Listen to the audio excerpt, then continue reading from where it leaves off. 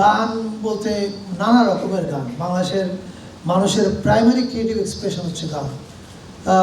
প্রেমে পড়ে দুঃখ পেলে প্রথমে একটা গান মাথায়, তারপরে আল্লাহকে নিয়ে ভাবনা চিন্তা আসলো, একটা গান বাঁধলো সে। ফলে তার সকল এক্সপ্রেশন সে গানের মধ্যে দিয়ে করে। This is an amazing song. Coke studio যখন এটাকে রিমেক করে তখন আমরা বুঝতে পারি this is a brilliant song. তো এরকম ব্রিলিয়ান্ট গান আমাদের বাংলাদেশে হাজার হাজার আছে। আই থিঙ্ক আমাদের সময় এসছে স্ট্র্যাটেজিক্যালি গান নিয়ে একটা কাজ করবার। সেটার কাজ আমাদের ইতিমধ্যে শুরু হয়েছে মন্ত্রণালয়ে। সামনে হয়তো 2-3 মাসের মধ্যে আপনারা ঘোষণাটা দেখবেন।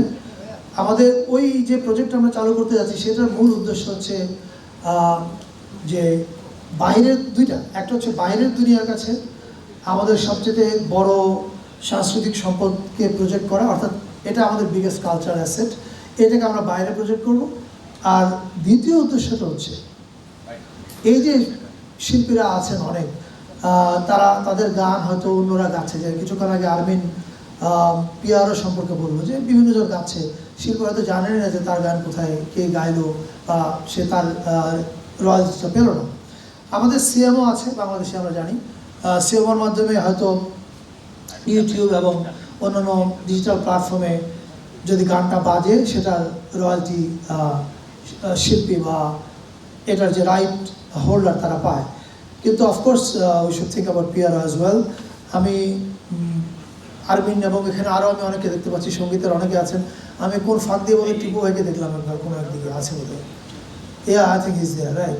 সো আমি মনে করি আপনারা সবাই মিলে একটা কি বলে কংক্রিট প্রপোজাল নিয়ে আমাদের কাছে আসেন প্লিজ, যাতে আমরা এই কাজটা করতে পারি।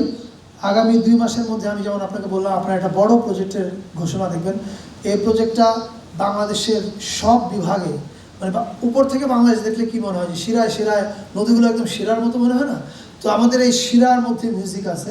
আমরা সেই প্রত্যেকটা জায়গায় গিয়ে এই গানগুলোকে কিভাবে আমরা কি বলে অডিও ভিজুয়াল মাধ্যমে তুলে ধরবো, এবং দ্য সেম টাইম শিল্পীরা যেন এটা থেকে টাকা পায়। মানে এখান থেকে যে টাকাটা আর্ন হবে, ministry doesn't want to take anything.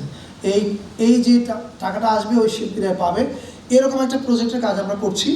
So আপনারা যদি এই পিআরও সিএমও এগুলোর কি বলে কম্বাইন্ড প্রপোজাল নিয়ে আমাদের কাছে আসেন, আমরা বিশ্বাস করি আমরা যে জিনিসটা ভাবছি সেটার সঙ্গে আপনাদের এই ভাবনাটা মিলে আমরা একটা বড় কাজ করতে পারবো বলে আশা করি। মাঠের অলরাউন্ডার আমি, আর ঘরের allrounder Tilex. Tilex toilet cleaner, clean মানেই টাইলক্স।